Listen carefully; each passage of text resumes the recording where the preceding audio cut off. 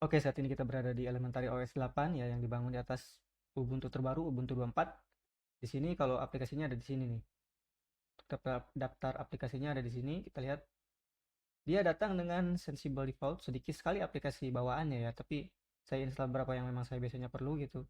Dan untuk menginstal aplikasi ini termasuk sangat mudah ya buat saya. Ini termasuk luar biasa, yaitu dengan menggunakan App Center ini ya. Si App Center ini terhubung dengan FlatHub sehingga aplikasinya jadi banyak banget gitu. Dan di sini udah ada kategori-kategorinya. Misalkan sebagai programmer saya banyak berurusan dengan tools aplikasi-aplikasi yang berhubungan dengan pengembangan development ya. Dan di sini ada yang berbayar juga, ada yang gratis, kebanyakan yang gratis. Cukup banyak aplikasi-aplikasinya yang bisa kita gunakan.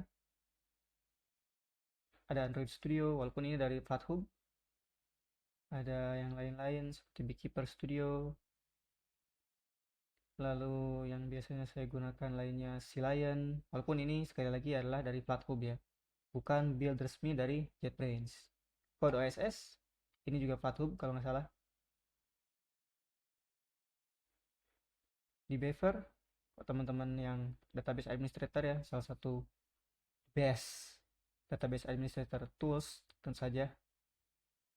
Oh banyak ya, banyak kan yang saya nggak tahu dan nggak pernah saya gunakan juga. YouTube desktop ini cukup mencengangkan aplikasi Microsoft, tapi tadi juga ada kode SS ya. Oh enggak, kode SS itu dia open source-nya ya.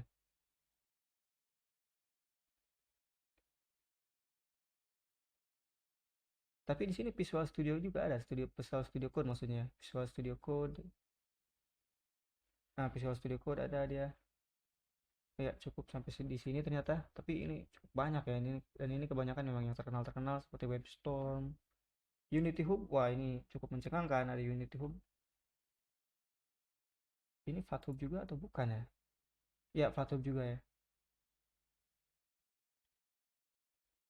Jadi kalau kita mau install ya tinggal kita klik seperti tadi lalu kita ketik install, kita designer studio, kita designer untuk apa Qt programmer, teman-teman yang bermain dengan desktop UI, Postman, tools kita untuk melakukan tes API. Wah, ini sangat banyak ya. Tapi salah satu yang keren buat saya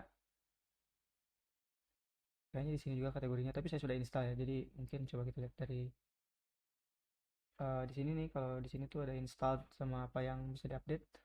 Nah, ini nih yang keren ya, teman-teman. Aplikasi namanya Box. Boxes ini virtualization made simple ya. Ini tuh kayak VMware atau kayak apa ya yang lain, virtual box gitu. Tapi ini tuh menurut saya better gitu.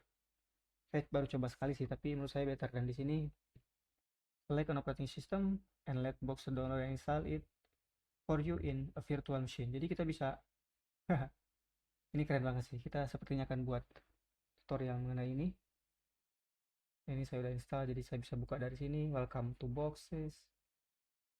Yaitu kurang lebih ya tentang box. Dan itu juga kurang lebih tentang App Center-nya. Nah, di sini untuk akses aplikasi itu dari sini aja, dan kalau kita terbiasa dengan keyboard di Windows ya ada tombol Windows. Nah, dari sini tombol Windows kita ketik juga akan keluar gitu kan.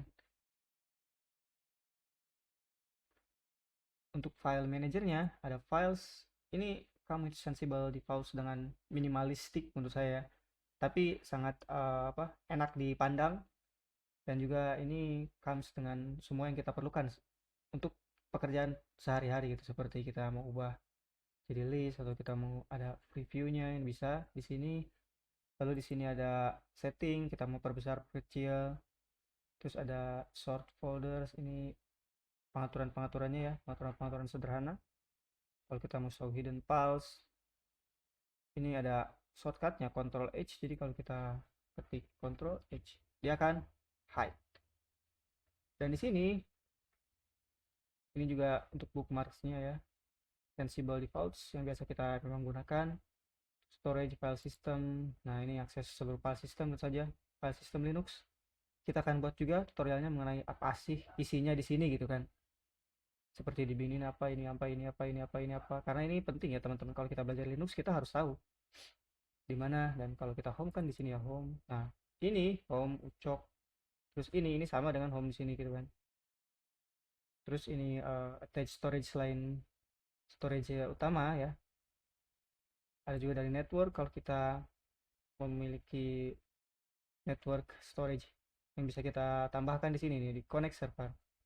Dan ini wah luar biasa tuh, dia udah jelas tuh. Misalkan kita mau connect FTP, public FTP atau FTP with login, SSH, AFP, Windows Share, WebDAV, Secure WebDAV, udah jelas ya.